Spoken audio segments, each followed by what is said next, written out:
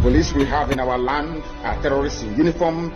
The army we have in Biafra land are basically terrorists. They are there to aid and to support Fulani junction with advancement to the Atlantic Ocean.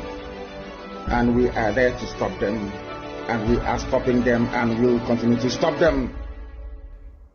The crimes you have in the north, the insecurity you have in the north is as a direct consequence of their own action. They groomed them. Al-Qaeda in the Maghreb, ISIS in West Africa, Boko Haram, Fulani herdsmen, bandits, all of them. Who brought them to Nigeria? It's Fulani.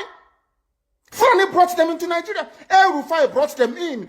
Bauchi State Governor brought them in. Are you people deaf and dumb and stupid? When you come out and you pretend, oh, we are one Nigeria, go and